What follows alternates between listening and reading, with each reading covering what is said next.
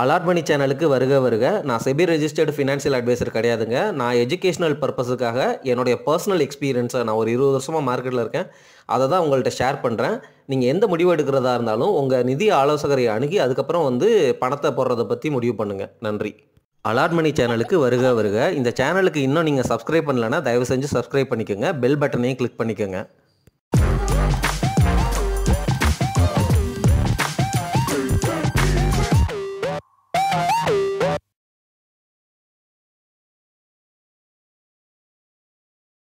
அனைவருக்கும் வணக்கம். நம்ம சேனலில் தொடர்ந்து வேல்யூ இன்வெஸ்டராக இருக்கிறத பற்றியும் வேல்யூ இன்வெஸ்டிங் பற்றியும் பேசிகிட்டே வர்றோம். நம்ம பேசுகிற core defensive investing, large cap blue chip பங்குகளை வாங்குறது, எப்படி இந்த லார்ஜ் கேப் ப்ளூ சிப் பங்குகளை வாங்குறது மூலமாக நம்ம எக்ஸ்டென்சிவாக மண்டையை போட்டு பிச்சுக்கிட்டு அனலைஸ் பண்ணுற அந்த அனாலிசிஸை அவாய்ட் பண்ணுறது. ஏன்னா இதெல்லாம் சேஃபான பெட்டு. இப்போ உங்களுக்கு சீப்பான வேல்யூவேஷனில் கிடைக்கிது. இப்போ இதை பிடிக்கலாம். அதுவும் கான்ஃபிடென்ட்டாக பிடிக்கலாம். 20 வருஷம் 30 வருஷம் கழிச்சும் இந்த கம்பெனிகள் இருப்பாங்க. இந்த விலையிலேருந்து கீழே போனாலும் அது நமக்கு அரிய வாய்ப்பு. இப்படி தொடர்ந்து பேசிக்கிட்டே வர்றேன். வேல்யூ இன்வெஸ்டிங் அப்படின்னா நம்ம எல்லா யூடியூப் சேனல்லையும் பிபை ரேஷியோ அந்த பிபை ரேஷியோ 20க்கு கீழே இருந்தால் போதும் அந்த மாதிரிலாம் பேசிக்கிட்டே இருந்தாங்க. அந்த மாதிரி தான் நம்மளும் இன்வெஸ்ட் பண்ணிகிட்டு இருந்தோம். நம்ம சேனலில் தான் இந்த இபிஎஸ்ஸை பாருங்கள், அதுவும் ஆவரேஜ் இபிஎஸ்ஸை பாருங்கள். கொரோனாவுக்கு முன்னாடி எப்படி இருந்துச்சு, இப்போ எப்படி இருக்குது, அந்த இபிஎஸ்னுடைய பேட்டர்னை பேஸ் பண்ணி ஒரு கெஸ் பண்ணுங்கள். அதன் மூலமாக 20 டைம்ஸ் மல்டிபிள்ஸில் உங்களுக்கு 20 பிக்கு ஃபேர் ப்ரைஸில் கிடைக்குதா அப்படிங்கிற மாதிரி பாருங்கள். கடன் இல்லாத கம்பெனியாக இருக்கா, ப்ரொமோட்டர் 50% மேலே வச்சுருக்கிறாரா, அல்லது ப்ரொமோட்டர் ஷேரை ப்ளட்ஜ் பண்ணியிருக்கிறாரா, ரிட்டர்ன் ஆன் ஈக்விட்டி குறைஞ்சது 15% மேலே இருக்கா, ஹிஸ்டாரிக்கலாக எப்படி இருக்குது, ரிட்டர்ன் ஆன் கேபிட்டல் எம்ப்ளாய்டு 15-20% மேலே இருக்குதா. இந்த மாதிரி ஃபண்டமெண்டல் அனாலிசிஸ் பற்றியே தொடர்ந்து நிறைய வீடியோக்கள் போட்டோம். நீங்கள் புதுசாக சப்ஸ்கிரைப் பண்ணியிருக்கீங்க அப்படின்னா பழைய வீடியோக்களெல்லாம் பாருங்கள். அப்போ தான் நான் பேசுகிற கான்டெக்ஸ்ட் புரியும். ஏர்னிங்ஸை ஈஸியாக மேனிப்புலேட் பண்ணலாம். கேஷ் ஃப்ளோவை பாருங்கள். இப்படி பல அரிய இண்டிகேட்டர்ஸை பற்றியும் அதை எப்படியெல்லாம் கனெக்ட் பண்ணி பாட்டம் லெவல் அனாலிசிஸ் பண்ணுறதை பற்றியும், பாட்டம் லெவல் அனாலிசிஸில் அந்த கம்பெனி சூப்பராக இருந்தாலும் டாப் லெவல் அனாலிசிஸில் கார்ப்பரேட் கவர்னன்ஸில் ப்ரொமோட்டரோடைய நியாயத்தன்மை எத்திக்கலாக இருக்கிறாரா இல்லையா அப்படிங்கிறத பற்றியும், கார்ப்பரேட் கவர்னன்ஸில் மேனேஜ்மெண்ட்டோடைய எஃபிஷியன்சி ப்ரொஃபஷனலாக மேனேஜ் பண்ணுறாங்களா, ஸ்டாக்கு வாலட்டைலாக இருக்குது அப்படின்னா எந்த மாதிரி வாலட்டிலிட்டி, இது அந்த செக்டருக்கு நேச்சரா அல்லது வேற ஏதாவது ப்ராப்ளம் இருக்குதா. இப்படி பல ஆங்கிளில் பல டைமென்ஷனில் பல இன்வெஸ்டிங் ஸ்ட்ராட்டஜிஸை பற்றி நான் உங்ககிட்ட தொடர்ந்து பேசிக்கிட்டே வர்றேன். இது எல்லாத்தையும் நீங்கள் உள்ளெடுத்துக்கோங்க. நான் ஃபாலோ பண்ணுற அப்படியே நீங்கள் காப்பி அடிச்சிங்க அப்படின்னா கண்டிப்பாக ஃபெயில் ஆவீங்க. நீங்கள் உங்களுடைய புரிதலை வளர்த்துக்கிட்டு உங்களுக்குன்னு ஒரு தனி வழி அமைங்க. அது எந்த வித ஸ்ட்ராட்டஜியை மிக்ஸ் பண்ணி இருக்கிறதா இருக்கலாம். ஒரு கம்போசர் மியூசிக்கை கம்போஸ் பண்ணுறாருன்னா ஏகப்பட்ட ராகங்களில் இருந்து அங்கே ஒன்று இங்கே ஒன்று உருவி பலவிதமான டியூனெல்லாம் கம்போஸ் பண்ணுவார். ஆனாலும் அதுக்குள்ளே அவருடைய சோல், அவருடைய க்ரியேட்டிவிட்டி இருக்கும். அதே மாதிரி தான் இன்வெஸ்டிங்லையும் ஒவ்வொரு கால சூழ்நிலைக்கு ஏற்ற மாதிரி இண்டெக்ஸ் இன்வெஸ்டிங், கான்டெக்ஸ்ட்டு இந்த மாதிரி மாறிக்கிட்டே இருக்கும். சரிங்களா? இப்போ ட்ரம்ப் டேரிஃப் போடுறாரு, உலக எக்கானமி எந்த சூழ்நிலையை நோக்கி போகுது, இதை பற்றியெல்லாம் தொடர்ந்து நீங்கள் கவனிச்சுக்கிட்டே இருக்கும் பொழுது, இந்த வீடியோக்களெல்லாம் கேட்கும் பொழுது உங்களுக்குன்னு ஒரு வழி தனியாக நீங்கள் ஃபார்ம் பண்ணிப்பீங்க. நான் பேச வந்த விஷயம் இது கிடையாது. வேல்யூ இன்வெஸ்டிங், ஒரு கம்பெனியை, ஒரு பிஸ்னஸை எப்படி வேல்யூ பண்ணுறது அப்படின்னா உலகம் முழுக்க 3 மெத்தட்ஸ் யூஸ் பண்ணுவாங்க. ஒரு கம்பெனியோடைய வேல்யூவேஷன் அப்படின்னு நம்ம பேசும் பொழுதே அந்த கம்பெனியோடைய இன்ட்ரின்சிக் வேல்யூ என்ன அப்படிங்கிறத கண்டுபிடிக்கிறது தான் இந்த வேல்யூவேஷனுடைய ரியல் அர்த்தமே. வேல்யூவேஷன் மெத்தடாலஜிஸோடைய ரியல் அவுட்புட்டே அந்த கம்பெனியோடைய இன்ட்ரின்சிக் வேல்யூவை கண்டுபிடிக்கிறது தான்.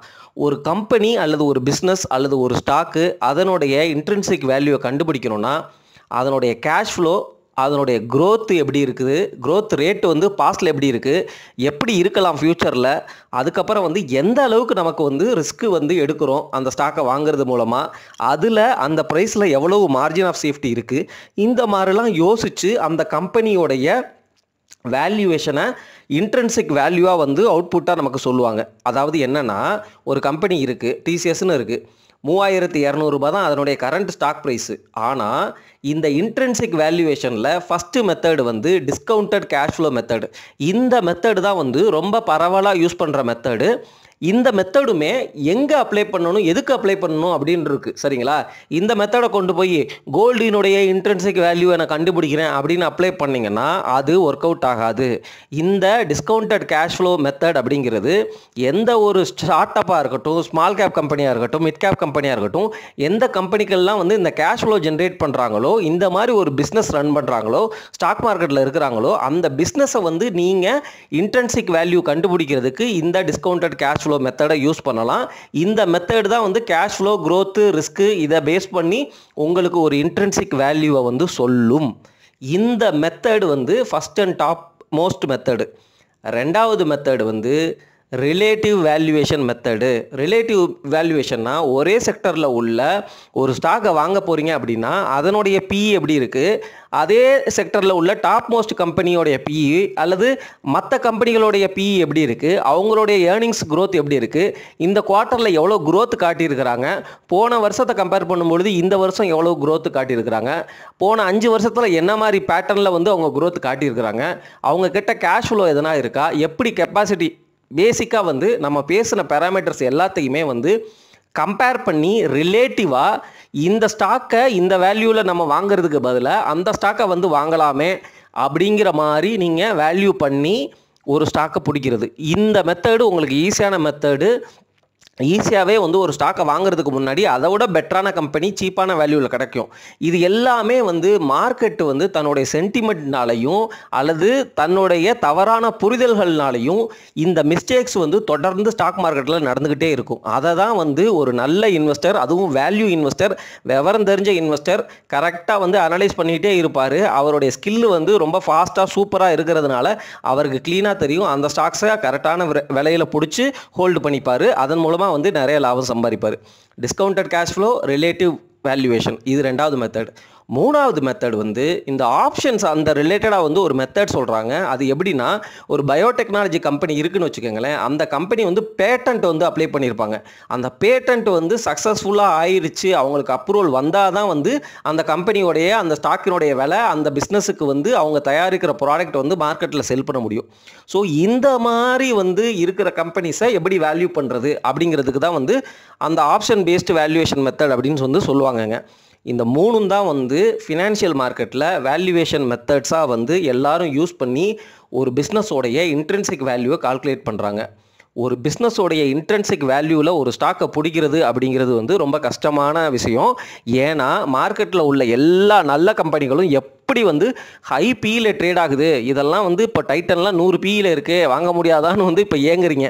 ஒரு காலத்தில் வந்து அதுவும் தமிழ்நாடு கவர்மெண்ட்டுக்கிட்ட இருந்த கம்பெனி, அதுக்கப்புறம் டாட்டாவும் தமிழ்நாடு கவர்மெண்ட்டும் வந்து ஒரு மாதிரி வந்து கொலாபரேட் ஆகி அதுக்கப்புறம் வந்து டைட்டன் ஸ்டாக்காக ஃபார்ம் ஆகி ராகேஷ் ஜுன்ஜுன்வாலா ரொம்ப வருஷமாக அதை ஹோல்டு பண்ணிகிட்டே இருந்தார். எல்லாருமே வந்து ராகேஷ் ஜுன்ஜுன்வாலா டைட்டன் வச்சிருக்காருன்னு பேசுனாங்க. எத்தனை பேர் ஃபாலோ பண்ணாங்கன்னு தெரில. அப்படியே ஃபாலோ பண்ணியிருந்தாலும் அவரை மாதிரியே அவ்வளோ வருஷம் வச்சுருந்தாங்களா அப்படிங்கிறது தெரியல.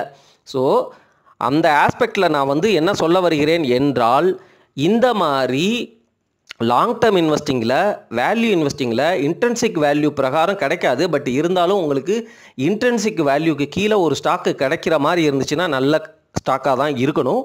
அந்த அனாலிசிஸில் வந்து உங்களுக்கு நான் எடுத்துகிட்டு போகிறேன். நீங்கள் வந்து ரொம்ப பெர்ஃபெக்ட் இன்வெஸ்டராக மாறலாம். இந்த இன்ட்ரின்சிக் வேல்யூ உங்களுக்கு தெரியும் பொழுது, பியர் மார்க்கெட்டில் இந்த ஸ்டாக்ஸ்லாம் உடையும் பொழுது ரொம்ப சூப்பராகவே இன்ட்ரின்சிக் வேல்யூக்கு கீழே வருது அப்படின்னா வந்து அள்ளுன்னு அள்ளலாம் நல்ல பங்குகள், லார்ஜ் கேப் ப்ளூ சிப் பங்குகளை. சரிங்களா? நம்ம தொடர்ந்து பேசுவோம். சரி, இன்ட்ரின்சிக் வேல்யூவை பற்றி ஓரளவு ஐடியா கிடச்சிருச்சு. அதை கால்குலேட் பண்ணுறதுக்கு பல மெத்தட்ஸ் இருக்குன்னு நமக்கு தெரிஞ்சிருச்சு. ஆனால் நமக்கு தான் தெரியுமே, இன்டர்நெட்டில் டைரெக்டாகவே வந்து அந்த இன்ட்ரின்சிக் வேல்யூ கிடைக்கிறதுக்கு நமக்கு வாய்ப்பு இருக்குன்னு தெரிஞ்சு நம்ம டைரெக்டாக உள்ள கால்குலேஷனுக்குள்ளே இறங்காமல் அஸ் அ ஃபஸ்ட்டு ஸ்டெப்பாக சைட்டில் வந்து நம்ம இன்ட்ரின்சிக் வேல்யூ வந்து எடுக்க முடியுதா அப்படிங்கிறத நான் ட்ரை பண்ணேன். ஆப்வியஸாக screener.inல வந்து என்னால் இன்ட்ரின்சிக் வேல்யூவை எடுக்க முடிஞ்சிச்சு. என்ன தான் வந்து screener.inல நம்ம எடுத்தாலும் எப்பொழுதுமே ஒரு ஆனுவல் ரிப்போர்ட்டை அந்த ஸ்டாக்கினுடைய கம்பெனி வெப்சைட்டில் இருந்து டவுன்லோட் பண்ணி படிக்கிறது தான் வந்து best approaches for fundamental analysis. எந்த டேட்டாவாக இருக்கட்டும் அந்த கம்பெனியோடைய வெப்சைட்டு அட்லீஸ்ட் என்எஸ்சி இந்தியாவிலேருந்து எடுங்க.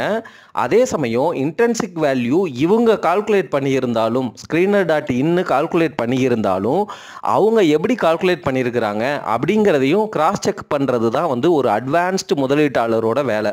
இன்ட்ரென்சிக் வேல்யூ அப்படிங்கிறது இந்த சம் பாருங்கள், sum of future cash flows divided by 1 + discount rate, அதுக்கப்புறம் வந்து ஹேஷ் ஆஃப் பீரியட்ஸுங்கிறது நம்பர் ஆஃப் இயர்ஸ், அந்த மாதிரி கூட நீங்கள் வச்சுக்கலாம். இப்போது இந்த ஃபியூச்சர் கேஷ் ஃப்ளோ எப்படி வரும் அப்படிங்கிறத நம்ம எப்படி ப்ரெடிக்ட் பண்ணுவோம், டிஸ்கவுண்ட் ரேட்டு அப்படிங்கிறது வந்து நம்ம என்ன வேல்யூ கொடுக்கணும், அதுக்கு என்ன புரிதல் வேணும், இதெல்லாம் கண்டுபிடிச்சி நம்மளாக வந்து ஃபிசிக்கலாக வந்து மேனுவலாக அல்லது நம்மளுடைய எக்ஸல் ஷீட்டில் கால்குலேட்டரில் கண்டுபிடிச்சி இந்த இன்ட்ரென்சிக் வேல்யூக்கு இவங்க கொடுக்குற வேல்யூ வந்து மேட்ச் ஆகுதா அப்படிங்கிற மாதிரிலாம் நம்ம கிராஸ் செக் பண்ணும் பொழுது தான் நம்மளுக்கு நம்ம கன்விக்ஷன் வந்து அதிகப்படுங்க. அந்த மாதிரி வந்து நீங்கள் அடுத்த ஸ்டெப்பு போய்க்கங்க. ஃபார் ஸ்டெப் 1க்கு வந்து நான் வந்து இந்த ஸ்க்ரீனர் டாட் இன்னில் இருந்த இன்ட்ரென்சிக் வேல்யூவை வந்து நான் எப்படி எடுத்தேன் அப்படிங்கிறத வந்து உங்களுக்கு ஒரு உதாரணமாக சொல்ல போகிறேன்.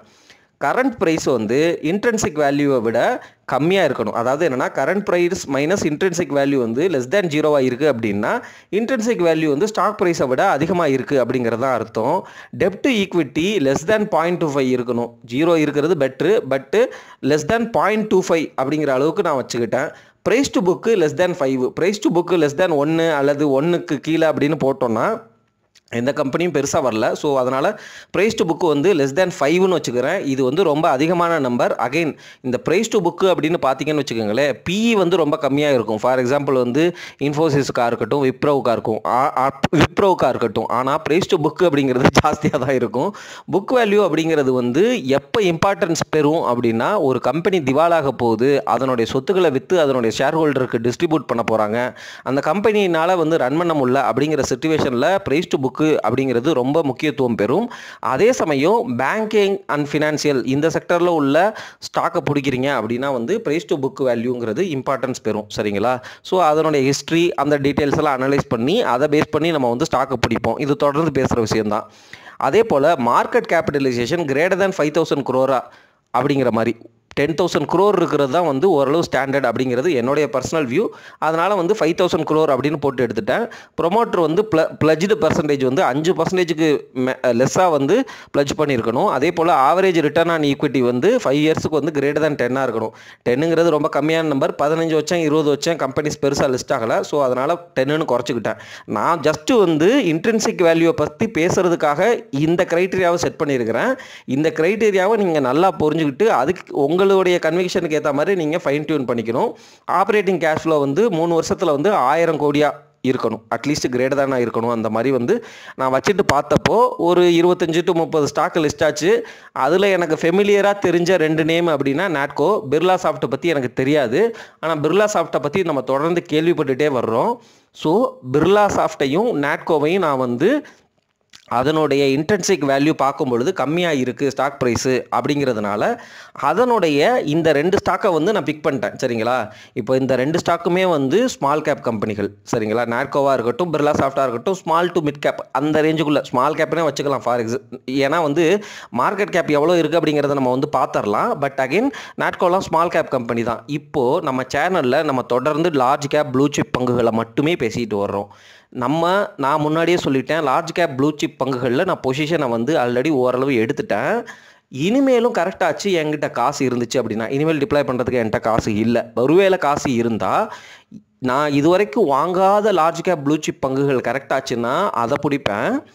இல்லாட்டி மிட் கேப் ஸ்மால் கேப்புகளில் 1-2-1-2ன்னு என்னுடைய போர்ட்ஃபோலியோ என்டையர் அலோகேஷனில் ஒரு 10%, 15%, அதையும் ரொம்ப ஈக்குவலாக ரொம்ப அமௌண்ட் எக்ஸ்போஷர் எடுத்துடாமல் போர்ட்ஃபோலியோவில் 5% exposure large cap blue chip பங்குகளுக்கு கொடுக்குறேன்னா மிட் கேப் ஸ்மால் கேப்புகளுக்கு 1% to 2% கன்விக்ஷன் அதிகமாக இருக்கிற பட்சத்தில், இல்லாட்டி ஒரு ஃபிக்ஸட் அமௌண்ட் போட்டுவிட்டு அந்த ஸ்டாக்ஸ் எல்லாம் வந்து ஜஸ்ட் போர்ட்ஃபோலியோவில் விட்டுருவேன். சரிங்களா? அதுதான் வந்து என்னுடைய பிளான். அகைன் இப்போ ஸ்மால் கேப்பு மிட் கேப்புன்னு போகிறப்போ இப்போது 2 ஸ்டாக்கை வந்து நான் எப்படி பிடிக்கிறேன் அப்படிங்கிறதுக்கு ஒரு உதாரணத்தை சொல்லிட்டேன். புரியுதுங்களா? பல விதமாக வந்து நீங்கள் வந்து மிட் கேப்பு ஸ்மால் கேப் பங்குகளை பிடிக்கலாம். இந்த இன்ட்ரின்சிக் வேல்யூ அப்படிங்கிற அப்ரோச்சில் போகும்பொழுது எனக்கு 2 கம்பெனி வந்து என் கண்ணில் படுது. புரியுதுங்களா? எனக்கு பிடிச்ச மாதிரி இருக்குது. இப்போது பிடிச்சிருக்கு அப்படிங்கிறதுனால இந்த 2 கம்பெனிகளுடைய ஆனுவல் ரிப்போர்ட்டை படிக்கணும். இந்த 2 கம்பெனிகளுடைய top level analysis, promoter, corporate governance, மேனேஜ்மெண்ட்டோடைய குவாலிட்டி, இது 3ஐயும் வந்து அனலைஸ் பண்ணணும். நாட்கோவுக்கு நம்ம ஆல்ரெடி பல தடவை அனலைஸ் பண்ணியிருக்கோம், வீடியோலாம் போட்டிருக்கிறோம், அவங்களுடைய வெப்சைட் எல்லாம் போய் பார்த்துருக்குறோம். நாட்கோங்கிறது ரொம்ப ரொம்ப கடன் இல்லாமல் யூஎஸில் ஸ்டாண்டர்டாக பிஸ்னஸ் பண்ணுற கம்பெனி அப்படின்லாம் நம்ம தொடர்ந்து பேசிகிட்டு இருக்கோம். ஆனால் பிர்லா சாஃப்ட்டை பற்றி நான் பேசுனதே கிடையாது. பிர்லா சாஃப்ட்டை நான் எப்படி வந்து அனலைஸ் பண்ணேன், இந்த கம்பெனி மேலே நம்பலாமா நம்பக்கூடாதா அப்படிங்கிறத பற்றிய வீடியோ ப்ரொமோட்டரை நம்பலாமா வேணாமான்னு சொல்லிட்டு அடுத்து ரெக்கார்ட் பண்ணி உங்களுக்கு போடுறேன். சரிங்களா?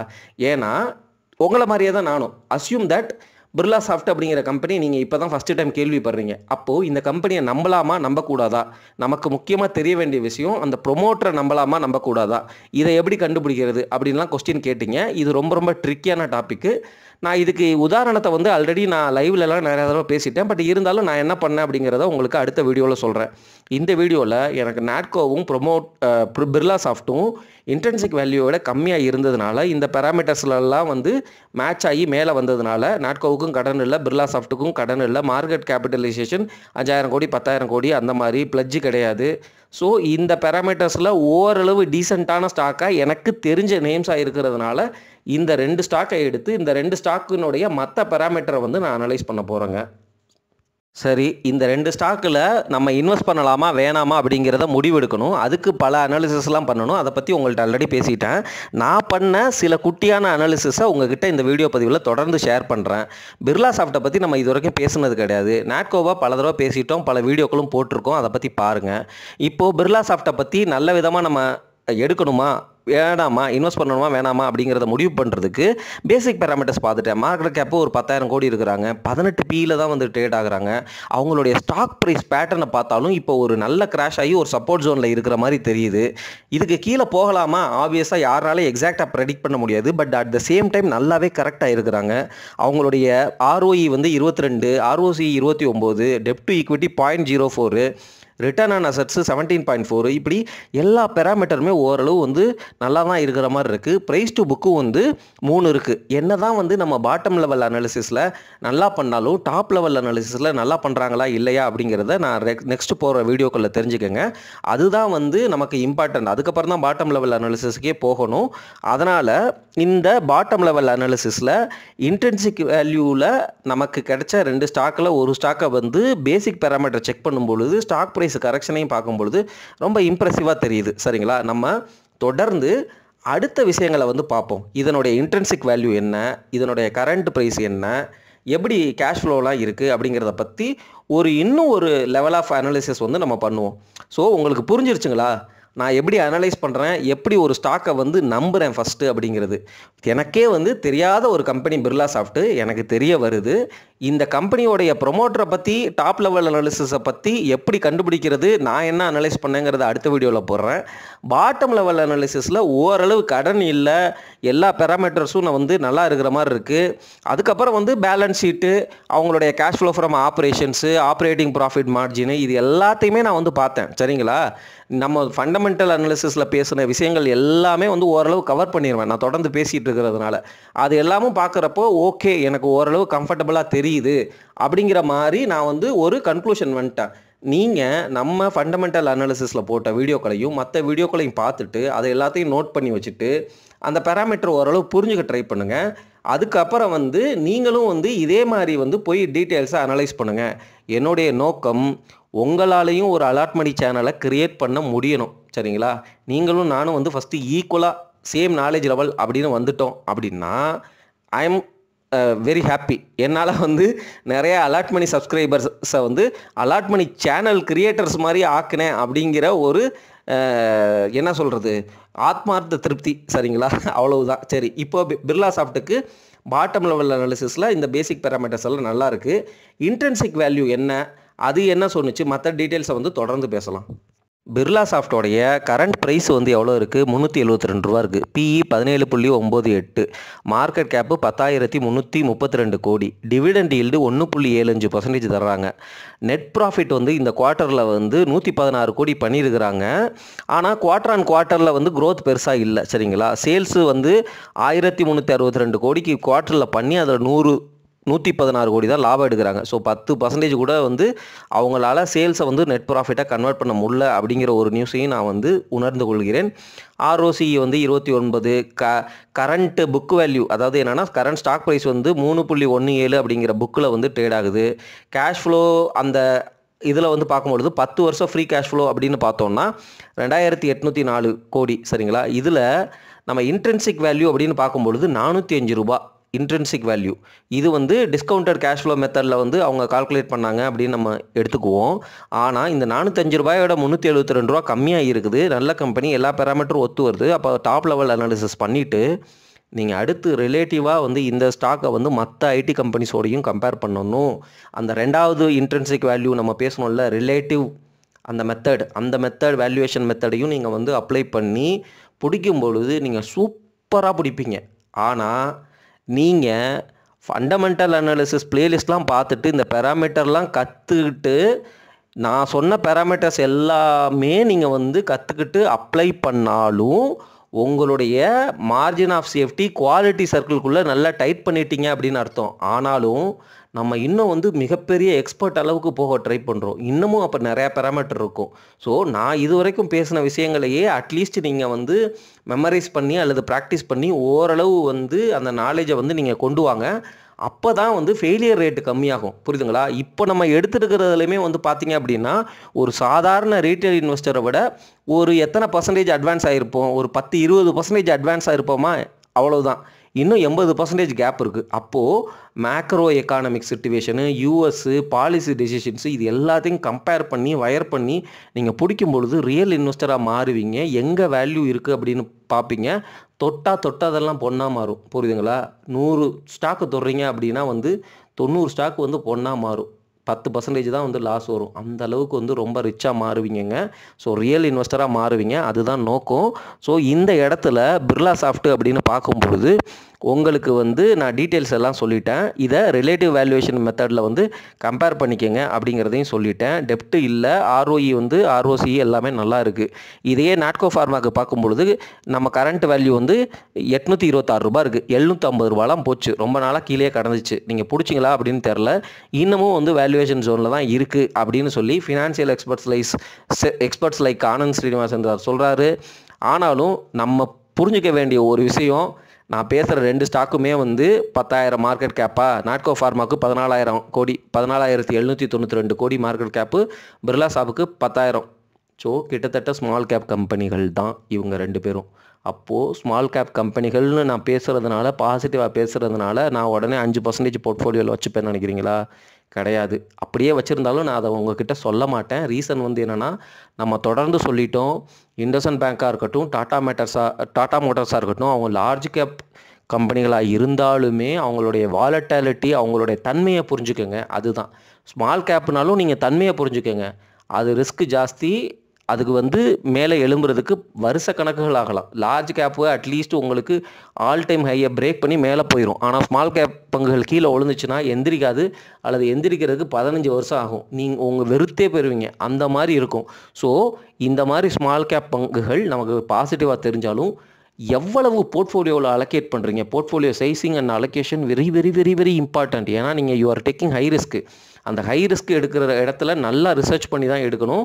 இப்போ நான் உங்களுக்கு ஒரு ஐடியா தான் கொடுக்குறேன், சரிங்களா? இதே வந்து உங்களுக்கு அதிகமாக தெரிஞ்சிச்சு அப்படின்னா இன்னும் ரிசர்ச் அதிகமாக பண்ணணும் ஸ்மால் கேப் மிட் கேப் கம்பெனிகளுக்கு அப்படிங்கிறத புரிஞ்சுக்கோங்க. இப்போ நாட்கோ ஃபார்மாவை பொறுத்த வரைக்கும் 14,792 கோடி market gap, dividend yield 1.15%, net profit வந்து 132 கோடி. ஆனால் சேல்ஸ் 474 கோடி. 474 ரூபா சேல்ஸ் பண்ணிவிட்டு 132 கோடி லாபம் எடுத்துக்கிறாங்க அப்படின்னா நல்ல ப்ராஃபிட் மார்ஜின் இருக்குன்னு தான் அர்த்தம். இதெல்லாம் வந்து நம்ம படிக்கும்போதே அப்படியே கொஞ்சம் அப்படியே யோசிச்சுக்கணும். அதுக்கப்புறம் ஆர்ஓசி வந்து 30, நல்ல ஆர்ஓசி. கரண்ட் புக்குக்கு வந்து 2 புக்கு தான் இருக்கிறாங்க. சரிங்களா? கேஷ் ஃப்ளோ வந்து பாருங்கள், ஃப்ரீ கேஷ் ஃப்ளோ வந்து 1838 கோடி. பிர்லா சாஃப்ட்டோட கம்மி. ஆனால் ஒன்று தெரிஞ்சுக்கங்க, நாட்கோ ஃபார்மாவையும் பிர்லா சாஃப்ட்டையும் நம்ம கம்பேரே பண்ணக்கூடாது.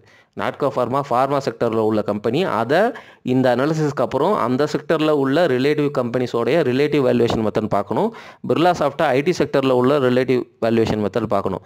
நமக்கு இந்த 2 கம்பெனி பிடிச்சிருக்கிறதுனால, 2ம் ப்ரைவேட் கம்பெனி அப்படிங்கிறதுனால அதை எடுத்துருக்குறோம். அவ்வளவுதான். So ROE return on asset 22, டெப்ட் கிடையாது. ROE 25, இன்ட்ரின்சிக் வேல்யூ ₹940 நாட்கோ ஃபார்மாவுக்கு. ஸோ இந்த 2 கம்பெனிகளும் இப்போ எனக்கு பாசிட்டிவாக தருது. இப்போ நான் என்ன பண்ணுவேன், இந்த கம்பெனிகளை தொடர்ந்து அனலைஸ் பண்ணி நல்லா கன்விக்ஷனை க்ரியேட் பண்ணிவிட்டு 1, 2ன்னு வாங்கிட்டே வருவேன், மாதத்துக்கு 1. சரிங்களா?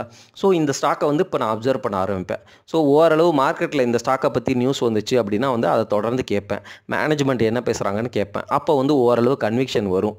கன்விக்ஷன் வரும்பொழுது தொடர்ந்து இவங்களுடைய குவார்ட்டர்லி ரிசல்ட்ஸையும் அனலைஸ் பண்ணுவேன். So over the period of time ஒரு 3 வருஷம் கழிச்சு 5 வருஷம் கழிச்சு பார்த்தீங்கன்னு வச்சுக்கோங்களேன், இப்போ வந்து எனக்கு எப்படி நான் இப்போ எப்படி TCSஐ கான்ஃபிடென்ட்டாக பேசுகிறேனோ அந்த மாதிரி வந்து இந்த ஸ்டாக்கையும் வந்து கான்ஃபிடென்ட்டாக பேச ஆரம்பிப்பேன். இதுதான் வந்து ஒரு ரியல் இன்வெஸ்டருடைய லைஃப்பில் நடக்கும். நான் தொடர்ந்து வீடியோ பதிவிடுகிறேன்.